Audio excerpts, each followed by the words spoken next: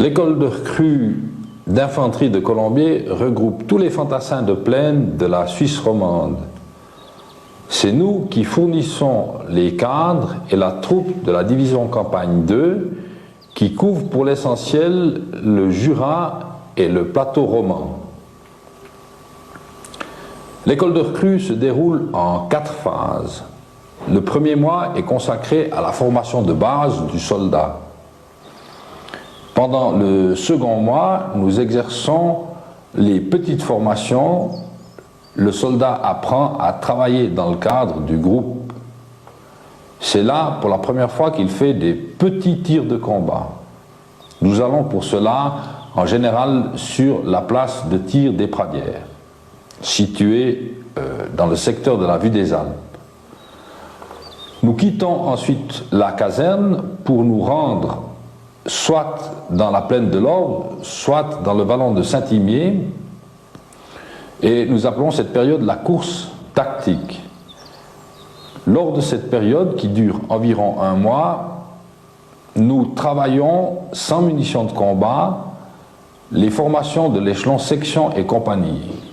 Nous exerçons là également le combat interarmes, c'est-à-dire que nous intégrons les éléments anti-chars et les lance-mines dans les exercices. Nous venons ensuite, pour le dernier mois, au Lac Noir, où nous refaisons les mêmes exercices, mais cette fois avec munitions de combat. L'école se termine enfin par la semaine de démobilisation, de retour à Colombier. L'école de recrues de Colombier compte 4 compagnies. À la tête de chacune d'elles se trouve un premier lieutenant payant ses galons de capitaine. Le bataillon, c'est-à-dire l'ensemble des compagnies, est dirigé par un capitaine payant ses galons de major.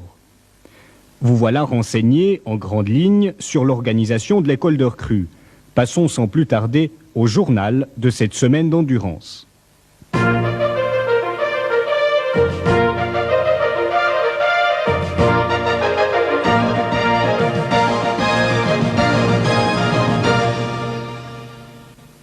Mesdames, Mesdemoiselles, Messieurs, bonsoir.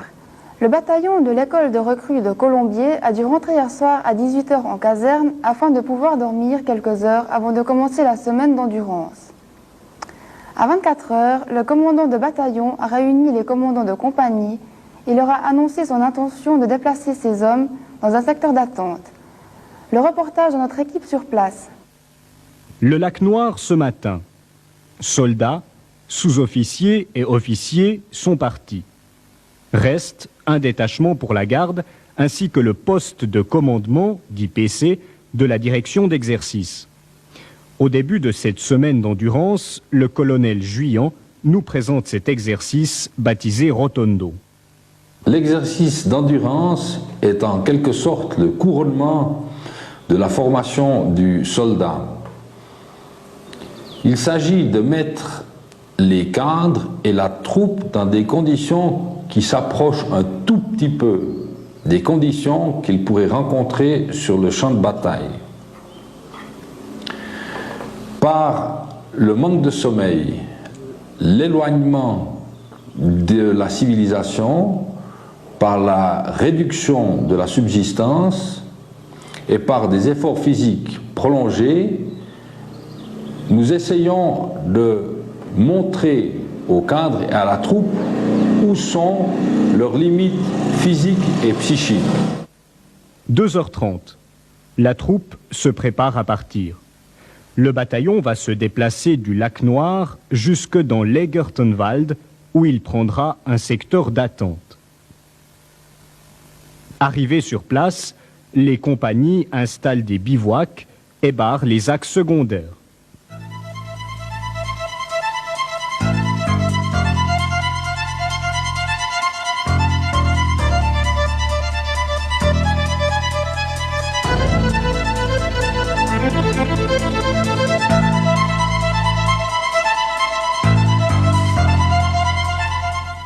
En début de soirée, la cuisine prépare le repas.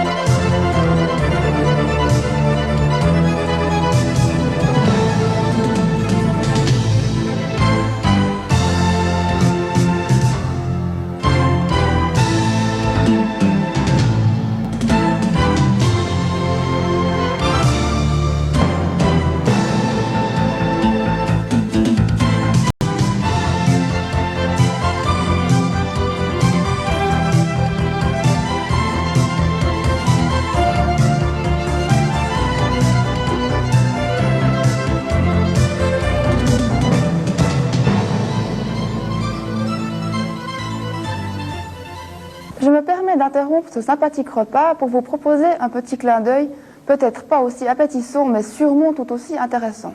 Regardez.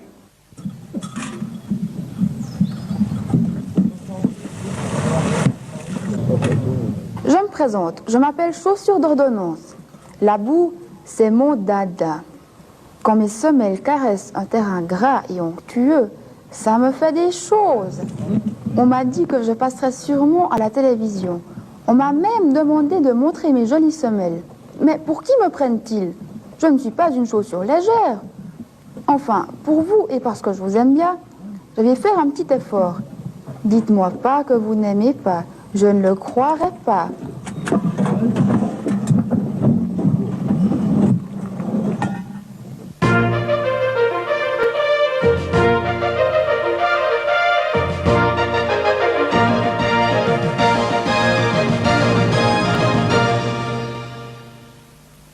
Hier soir, vers 20h, le commandant de bataillon de l'école de recrues de Colombier a décidé de déplacer ses hommes au sud du lac Noir pour prendre un secteur de défense.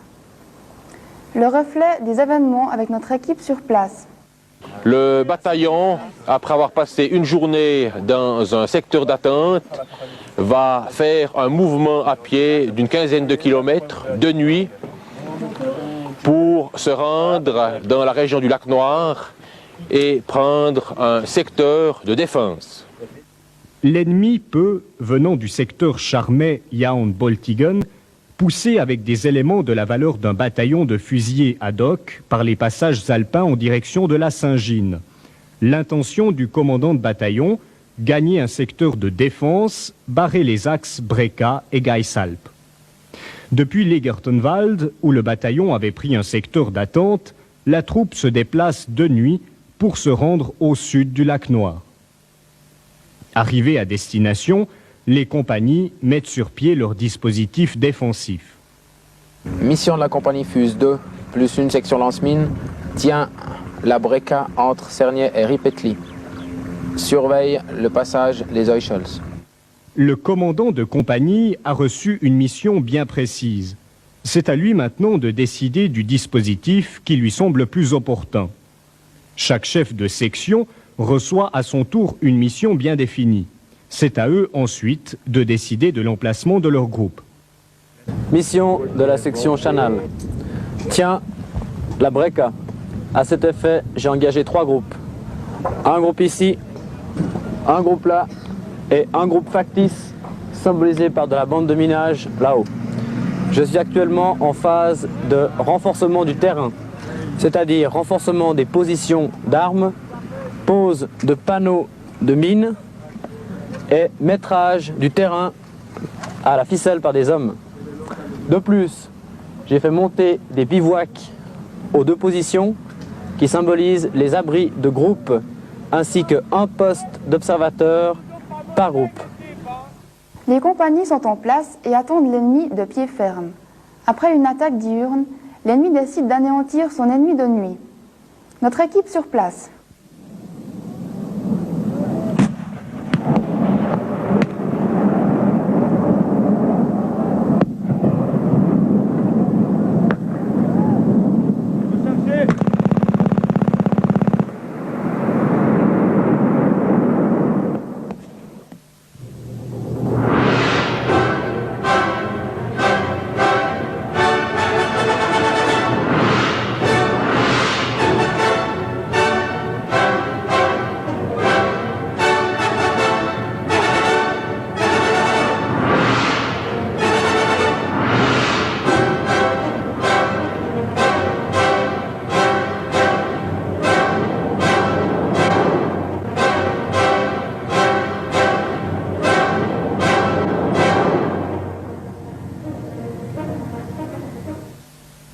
De nuit se déroule également le ravitaillement du bataillon en nourriture, munitions et carburant.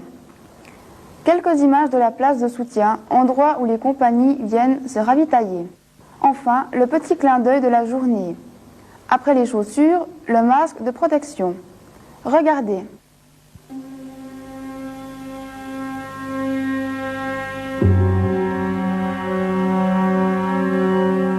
Je me présente, je m'appelle Masque de protection MP pour les intimes. Les gaz ne peuvent me narguer. Lorsque des molécules aimeraient venir déranger le soldat que je protège, je les repousse avec vigueur et détermination. Je ne laisse passer qu'une seule effluve, le parfum de la liberté.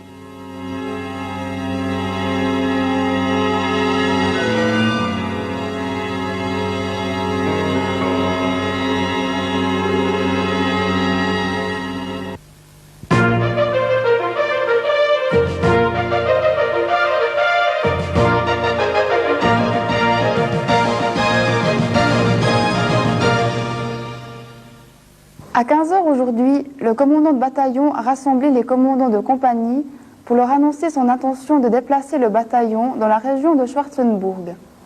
Il s'agit en effet de garder certains objectifs, tels que par exemple l'émetteur de Schwarzenburg. Notre reportage sur place. Nous nous trouvons dans le secteur de la compagnie état-major. Cette compagnie s'occupe du soutien, des transmissions, des renseignements, ainsi que de l'installation du PC de bataillon. Au rapport de bataillon, le commandant de bataillon résume la situation générale et donne de nouvelles missions au commandant de compagnie. Aujourd'hui, le bataillon va se déplacer dans le secteur de Schwarzenburg afin de garder certains objectifs. Les compagnie confirment de votre rapport. Les officiers Pau, prenez place.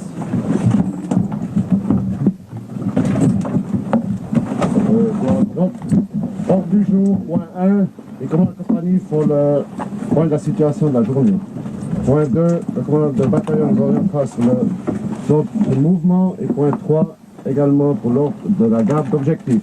Mission du régiment infanterie C, auquel nous sommes maintenant bataillon subordonné, a reçu la mission suivante: protège les installations et assure l'exploitation de l'aérodrome de Velpos, assure la garde et la protection des ouvrages et installations selon liste annexe que nous vous remettrons tout à l'heure. De retour dans le secteur de la Breka, nous avons interrogé quelques recrues et sous-officiers qui se préparaient à partir. Bon, c'est la semaine d'endurance, les conditions sont réunies pour que ce soit dur. Bon, ce qui est embêtant, c'est justement cet agglomérat qui fait qu'on dort peu, qu'on fait beaucoup d'exercices et qui en fait est très dur. On n'est pas masochiste, donc c'est difficile. Pour la troupe, il s'agit essentiellement de prendre conscience des limites physiques et psychiques, de réussir ces épreuves de longue durée et également d'appliquer le métier de soldat dans des circonstances difficiles. Ah, vous avez un peu les yeux rouges. Est-ce que c'est le manque de sommeil? Est-ce que c'est le fait d'être dehors toute la journée? Est-ce que vous êtes vraiment fatigué maintenant? Ouais, je pense que c'est principalement la fatigue. Effectivement, on n'a que peu l'occasion de dormir ces temps. Et en plus, l'effort physique fait qu'on est dans un état assez pitoyable. Est-ce que vous connaissez déjà le programme de cette fin d'après-midi? Est-ce qu'on vous a déjà donné des renseignements? Que très peu, je dois dire que c'est ça qui est souvent difficile. On ne sait pas à l'avance ce qu'on va faire. Puis moralement, ça peut être un point assez négatif. Parce que bon, je sais que maintenant on doit faire un déplacement d'une trentaine de kilomètres. Destination Schwarzenberg peut-être. On est encore dans le flou. Je dois dire c'est assez difficile des fois d'assumer son effort quand on ne sait pas ce qu'on va faire à l'avance. Est-ce que vous croyez que cet exercice militaire vous apportera quelque chose, non pas aux soldats évidemment, militairement ça fait partie de votre formation, mais à l'homme que vous êtes? C'est clair, c'est une expérience qu'on peut à la limite considérer comme positive, du fait qu'elle nous permet d'apprendre où sont nos limites. Personnellement, je ne pensais pas que dormir 1 ou 2 heures en 2 jours, j'arriverais à résister. Et puis en fait, on est là, on arrive encore à marcher, à se faire des béquets, courir. Bon, de ce point de vue-là, j'ai appris quelque chose sur moi-même, mais autrement... Dormir à la belle étoile, bon, ça y a pas trop de problème. On n'a pas eu trop de mauvais temps, pour ça on a eu de la chance. Est-ce que vous pourriez nous raconter en quelques mots ce que vous avez fait hier Et comment vous avez passé la nuit de hier à aujourd'hui? Combien d'heures avez-vous dormi? Bon, la nuit passée, on n'a pas dormi beaucoup. On était sur une colline, on a dû éclairer la progression des autres sections qui faisaient un petit combat. Et puis après, on a posé la garde jusqu'à 3h30, 4h du matin. Et puis à 5h, on a eu une petite attaque. Alors on a dû se lever en vitesse. Puis je dirais 1h30 de sommeil. Est-ce que vous croyez réellement que les conditions dans lesquelles se déroule cet exercice sont des conditions analogues à celles que connaîtrait un soldat pendant une guerre? Ça, c'est difficile à dire, je sais pas. Bon, peut-être qu'il y aurait aussi la tension en plus. Bon, on essaye un peu de prendre ça, pas dire à la rigolade, mais un peu de... Je sais pas comment expliquer. Non, je crois qu'on peut pas faire la différence. On peut pas comparer les deux choses entre en temps de guerre ou bien comme maintenant dans une école de recrues. Nous mettrons à l'épreuve les aptitudes des cadres à conduire les formations, à décider, à ordonner dans des situations difficiles et à mettre en application ce qu'ils ont appris durant leur école de recrues. C'est clair que le manque de sommeil, autant pour les cadres que pour la troupe, augmente un peu la nervosité de chacun, ce qui provoque certaines tensions, parfois même des refus d'ordre, mais en général ça s'estompe assez vite. En tant que caporal, vous avez déjà fait une semaine d'endurance pendant votre école de recrues. Est-ce que la deuxième fois, on souffre un peu moins, je dirais pas un peu plus, ou la même chose? Souffrir moins, je pense pas, mais du point de vue moral, on sait à quoi on s'attend. Par conséquent, c'est légèrement plus facile. Vous êtes sous-officier, donc vous avez des responsabilités, vous avez un groupe à conduire. Ça doit être encore beaucoup plus difficile en temps de guerre parce que vous devez bien sûr assurer la vie de vos hommes. Est-ce que vous sentez cette responsabilité déjà maintenant? Disons que ce sont des exercices, on en est conscient. Par conséquent, on essaye d'approcher la réalité, mais c'est vrai que c'est assez dur de se rendre compte vraiment qu'on a la responsabilité de la vie des hommes. Mais on essaye de se mettre en situation de combat. Est-ce qu'un caporal qui a déjà fait une semaine d'endurance pendant son école de recrue est déjà habitué à ce genre d'exercice? On est certainement déjà habitué, mais c'est jamais la même chose toutes les semaines de survie. Ce ne sont jamais toutes les mêmes. L'année passée, on a beaucoup marché. Cette année, on fait plutôt attendre en position que de marcher et puis pas dormir.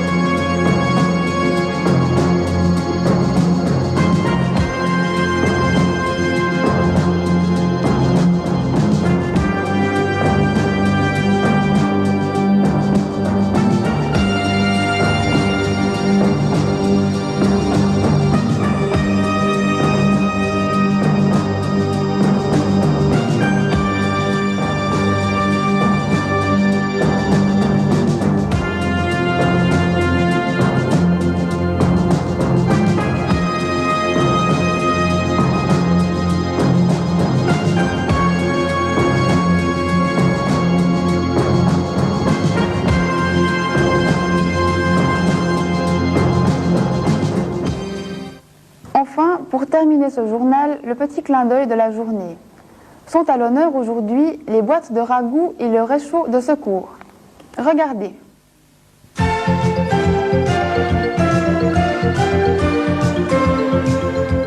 Dans la belle région du lac Noir, j'avais une petite faim. Et si je mangeais une bonne boîte de ragoût de porc? Il suffit de l'ouvrir, d'allumer son réchaud de secours, de laisser mijoter environ 5 minutes et il ne reste plus qu'à déguster. Le ragoût de porc pour les soldats de race et de classe.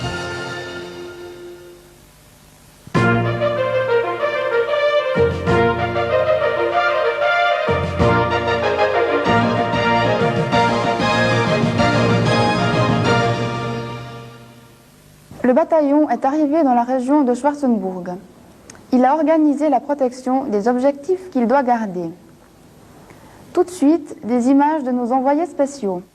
C'est très tôt ce matin que la compagnie 2 est arrivée vers l'émetteur de Schwarzenburg. Un bivouac a été installé à proximité.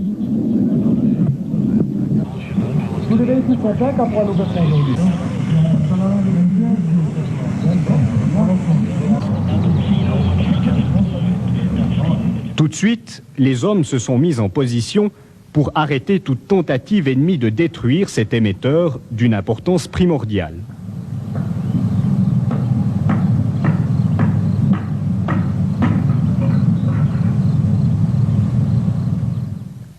La marche des 50 km de vendredi est l'épreuve reine de cette semaine d'endurance. L'effort est d'autant plus difficile vu que les soldats ont déjà derrière eux une semaine riche en déplacements et pauvre en heures de sommeil et en calories. Notre flash photo de cette marche.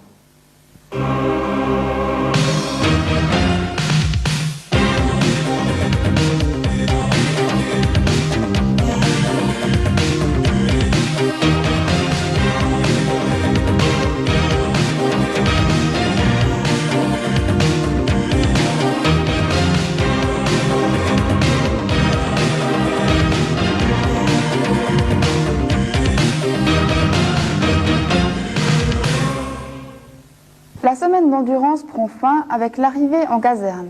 Tout le matériel sera nettoyé avant une nuit de repos bien méritée. Pour terminer ce petit reportage, nous vous proposons quelques images de la remise du drapeau du bataillon de l'école de recrues d'infanterie de Colombier. Vendredi 26 mai à 17 h, remise du drapeau du bataillon de l'école de recrues de Colombier. Petit résumé de la journée, que d'eau, que d'eau, que d'eau.